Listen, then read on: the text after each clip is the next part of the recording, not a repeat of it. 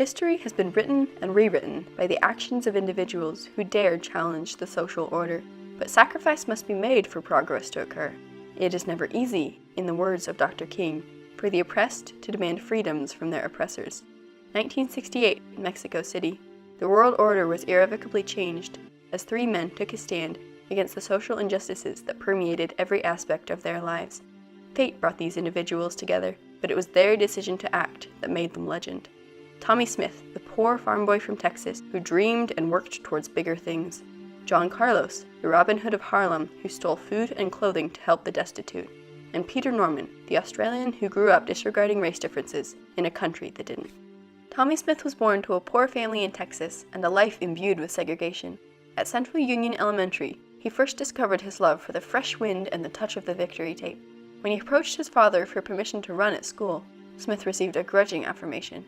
If you run and you get second place, you'll have to be back in the field with the rest of us next Saturday. Flash forward to college at San Jose State. Tommie Smith found himself studying to stay far away from those fields. John Carlos grew up in a working-class family in Harlem, driving rich whites to the Savoy Ballroom and hustling money on the side. His success on the track began when he replaced an injured relay runner on his high school track team. Before then, his only training was fleeing from the law to deliver goods he stole for the poor.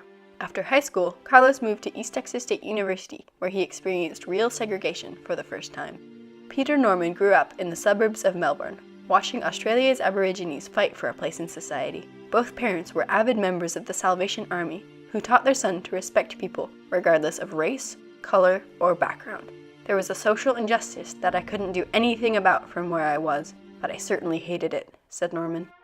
The 1960s was one of the most turbulent decades in history. Minorities fought for equality as the world teetered on the brink of a social revolution. In America, Martin Luther King Jr. and Malcolm X were gaining strength, and the Black Power movement was building steam right alongside. These clashing ideals and the widening social divide sparked brutal race riots across the country. African Americans participated in nonviolent protests, ranging from community sit-ins to massive marches. On the other side of the world, Australia was witness to an equally horrid display of social injustice. Aborigines were denied citizenship and stripped of their children, who were sent to grow up with white parents. This event was known as the Stolen Generation, the repercussions of which are still felt today. Aboriginal rights were first discussed in 1967 when a federal council met to right wrongs and vote yes for Aborigines. Citizens longing for change in both America and Australia took part in freedom rides to challenge the oppression faced by minorities and draw attention to the cause of desegregation. It was no secret that something revolutionary was going to happen at the 1968 Olympic Games, with waves of outrage triggered by the assassinations of Robert Kennedy and Martin Luther King Jr. still crashing upon the nation and racial unrest at its zenith. Black athletes had a critical decision to make. Several leading proponents for civil rights, including San Jose State's Professor Harry Edwards, pushed for a complete African-American boycott of the Olympics. I've always been a scholar activist because I believe that activism without scholarship is a formula for chaos and confusion. One goal of this boycott was to protest the readmittance of apartheid South Africa into the Olympic Games until the country had been reformed. As Carlos put it, if South Africa was in, we were out. However, the Olympic boycott was eventually dropped, a decision that was heavily shaped by the rebanning of South Africa in April of 1968. Many also didn't want to let go of a chance to break records and make history, but no one knew just how much history was about to be made. Tensions were high in Mexico City as the games of the 19th Olympiad finally drew near. Students raged in the streets as the government poured funds into the Olympic Stadium, neglecting the poor who were living in squalor on its doorstep. The nonviolent protests took a violent turn when the state military began firing on students in Tlatelolco Square to make Mexico City appear more presentable. This bloodshed was not mentioned once throughout the games, with the government later proclaiming fewer than 30 victims. The real number was in the hundreds. Carlos later expressed that they, not Tommie and me, were the true Olympic martyrs and must never be forgotten. The 1968 Olympics would go down in history. Enriqueta Basilio became the first woman to light the Olympic flame in shining televised color. Bob Beamon crushed the existing long jump record by 21 inches, and Dick Fosbury revolutionized high jump with his Fosbury flop. Then came the 200-meter final. Americans Tommie Smith and John Carlos were the crowd favorites, expected to tear up the track. And tear they did, but they weren't alone. Smith charged his way to gold, but Australian Peter Norman outleaned Carlos for second place. There's Questad. It's a good start. And Carlos, as usual, has burst out of the blocks. Tommy Smith running pretty well so far. And in lane 2, Bombuk is strong on the outside. It's Edwin Roberts. It's John Carlos right now. It's Carlos and Smith. And here comes Tommy Smith.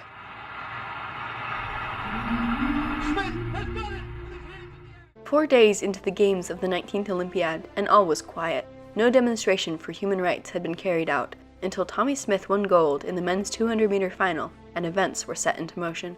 At the medal ceremony, mankind was rocked by the silent gesture heard round the world. With the national anthem playing, Smith and Carlos bowed their heads and raised a gloved fist. Peter Norman stood unwavering at their side, proudly wearing an Olympic Project for Human Rights badge. Remarkably, this gesture was only planned when Smith and Carlos realized they would both be making an appearance on the Olympic dais. It was Norman who suggested they split a pair of gloves, and Norman who chose to wear the Human Rights badge. Carlos expected to see fear in Peter Norman's eyes before the medal ceremony, when there was no turning back from what they were about to do. But he didn't see fear. "I saw love," he said. Whenever Norman was asked about his decision to support the two black athletes, he gave a very simple answer: "I believe in human rights." As Carlos later stated, sadly, many people misinterpreted our silent protest as a protest for black power, rather than a protest for human rights for all people throughout the world. The black clenched fist was not a symbol of dominance, but one of unity and strength. The two men also wore a simple strand of beads to illustrate the history of black lynchings, and were barefoot except for black socks to show that so many people of color here in the United States were running around in poverty every day. Their stance was supported by various athletes, including the American rower Paul Hoffman, who decided that if a white Australian was going to ask for an Olympic Project for Human Rights badge, then by God he would have one. Others, however, were not so understanding. International Olympic Committee President Avery Brundage gave the American Olympic team a brutal ultimatum: remove Smith and Carlos or the entire track and field team would be expelled from the remainder of the games. Brundage stated that Smith and Carlos' stance was a deliberate and violent breach of the fundamental principles of the Olympic spirit. The two men were dismissed from the games. The years following were long and unforgiving for all three men. This was Carlos' best year in running, but he was forced to give up his passion for a job with a steady income. After he lost his wife to depression, Carlos briefly tried football, but gave that up as well to start a new family in California. Smith also faced catastrophic consequences. Everywhere he sought help, he found only closed doors and turned backs.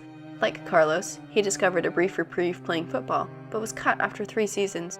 His marriage ended shortly after his football career, and when Smith's mother died, he left California and his old life.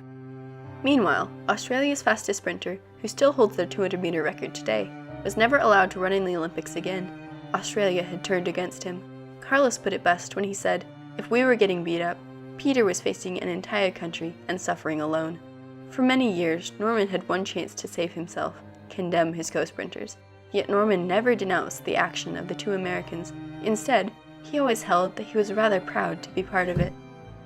In time, the world outside the black community began to realize the true meaning of this silent gesture. In 2005, a statue was built of Smith and Carlos at San Jose State to commemorate the effect their bravery had on the world. The designer, Ricardo Guivier, left Norman off the podium so anyone could stand on his step. Norman loved this idea, adding that anybody can get up there and stand up for what they believe in. That just about says it all. In 2012, the Australian government issued a formal, though posthumous, apology to the sprinter. I don't think we gave recognition to somebody who'd done so much to stand for racial equality. Australia has now begun to see him as he truly is, a hero. These 3 brave men, in their solitary stance, helped their countries continue to push forward on the long, arduous march towards human rights. They stood up for something they believed in, bringing politics into the realm of athletics in a way that had never been done before. As President Obama proclaimed at the 2016 Olympics, "Their powerful silent protest in the 1968 Games was controversial, but it woke folks up and created greater opportunity for those that followed." Tommy Smith, John Carlos, and Peter Norman became part of the most iconic images of the 20th century, inspiring generations of athletes for years to come. Their old coach, Tracy Walters, described the impact of their stance by stating, "They helped the world take another look at racism." In 2011, John Carlos expressed his support for the continuing fight against oppression around the world by declaring that all they want is what we wanted 43 years ago: dignity and an acknowledgement of our humanity.